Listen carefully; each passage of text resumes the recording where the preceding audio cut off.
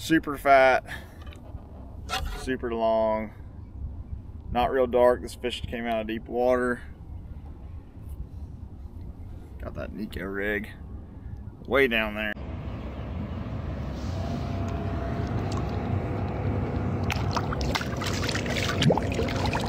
What's going on, guys? Out here Lake Lanier. Just got done with a little morning quest out here. Needed to go fishing. I really wanted to go fishing. It's been warm past couple days. I've had to work at Tackle Warehouse the past few days, and I've been itching to go. I'm actually leaving for Florida right now after I get done with this video, and so I just had to get up on the lake. But one thing I want to start doing for you guys is showcasing two baits, two techniques each month that really have been putting fish in the boat for me. This is going to be a rod, reel, line, kind of an in-depth series, and I'm going to start doing with the baits that are working for each season. And if I have any requests to do a certain technique, please let me know in the description. I'd be more than happy to break down kind of my philosophy on certain baits that might be different than other people's, and show you guys the right rods and reels, the way I think of the right rods and reels to put more fish in the boat. So that being said, we're going to start off with my bread and butter for this time of year. It's March, going into April. This is something that really never leaves my boat, but it's a spinning rod. This in particular is the NRX 842 SJR, so spin jig rod. This is a 7-foot medium rod, and it is an absolute killer for throwing a NEKO rig. NEKO rig, wacky rig, shaky head. This time of year when these fish are starting to slide up, I love to rely on plastic stick worms, NEKO rigs, Ned rigs even. This might be a little stiff for the Ned rig, but I do like the heavier Neds on it. It's just an all-around great dragging finesse rod. Has enough power to get these big spots out of cover, out of trees, out of stumps. I'm catching a lot of fish on stumps that are pre-spawn, and a lot of them will even spawn on these stumps. And this is a great rod to get them out of the cover. Has just enough tip to be able to work the bait where it's not too stiff. I can let those fish eat the bait for 1 or 2, 3 seconds before I set the hook, and having that tip just doesn't let them pull the hook out. As far as the reels go, this is the Shimano Twin Power. This is the brand new redesigned Twin Power. It has my 3 favorite things from the Stella lineup of reels integrated into this reel. So that being the anti-twist fin. I cannot fish with a reel that does not have an anti-twist fin. It's made basically, the way I like to describe it, it's basically like an extra finger holding tension on your line.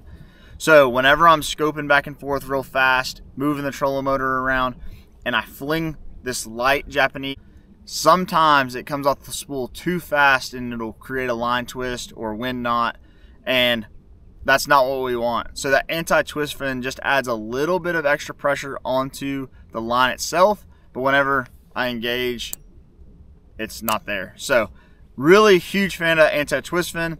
Duracross drag, basically it takes our we used to have felt drag and cross carbon drag, but now this Duracross drag is basically the best of both worlds. You get an extremely smooth drag system, but it is durable and it's not going to go out on you. Sometimes you have a really smooth reel at first and then it gets kind of not buttery smooth. With this Duracross drag, that's never an issue for me. Catching these big spotted bass, a strong drag system is crucial. A buttery smooth drag system is crucial. That's why when I'm recommending rods and reels to you guys, yes, I love my titaniums. Yes, I love the high-end bait casters, but if I had to pick high-end spinning rod versus bait cast reel, it's going to be on the spinning side of things. You need that buttery smooth drag. As far as line goes, this is 21-pound braid, Japanese braid. I'm going to an 8-pound leader this time of year. 8 just seems to be big enough to get those fish out of cover, but light enough to still be able to get a lot of bites. As far as baits go and the whole setup, Ryugi Talisman, that one is the heavy guard, so it's the wire guard. Really, I've always just been a huge fan of this hook. I think it's the best NEKO hook on the market, wacky hook on the market, period. And people ask me for them like crazy because you can't get them right now. I'm still going to link this to Tackle Warehouse. So get on the email list. Whenever they come back in stock, you guys can be the first people to get them. But that Ryugi Talisman, that's a 2-aught hook. Actually, that's a 1-aught hook, excuse me. That just seems to be the best size for me for everything.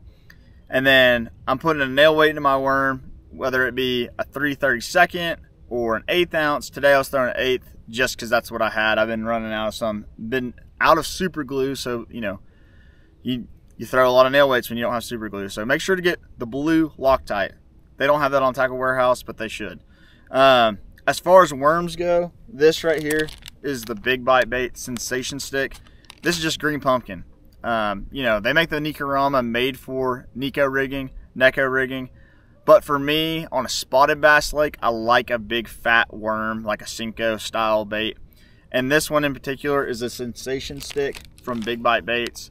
This one is a little bit different than the Trick Stick in that it has its sensation scent infused into this worm. Really like this worm. It's always been a staple of mine that I just keep in the boat. But having this worm have a little bit more solid on it just gets down there quicker. They bite it a little bit better and it's a lot softer, has better action out super deep. That's pretty much it as far as the rod and reel. And where I'm throwing this thing is anywhere where there's bait fish that collide with places that they're going to spawn. So these fish are wanting to spawn on pea gravel, stumps, in particular on clay places is a place that I really have been catching them. And then rock banks with stumps out in front of them for spotted bass. For largemouth, I'm really keying in on those docks, those isolated docks, and those main lake single docks. It's been better for the big spots. For largemouth, backs of the creeks where there's slightly more stain, and that's where this thing comes into key. One thing I will say is always put your whacking worm like this, your NEKO rig, away from the weight. That way it can come through cover better. Whenever I'm fishing without a weight, I just wacky rig it like that.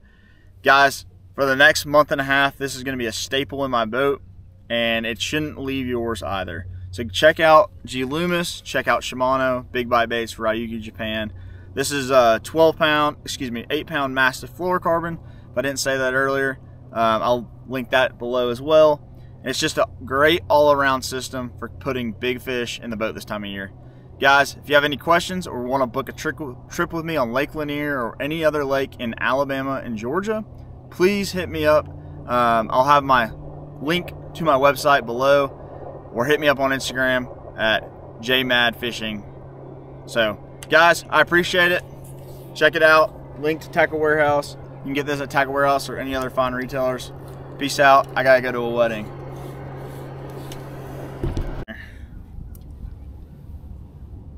Throwing that NEKO rig on the G Loomis 822 SJR suspend jig rod.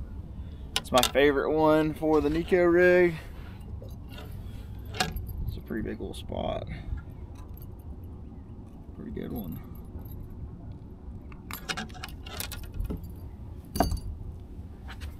Right there, you guys. Big spot on that NEKO rig. Real nice one. Lake Lanier. Get this one back in the water. Got a bust. Big fat one. Nice.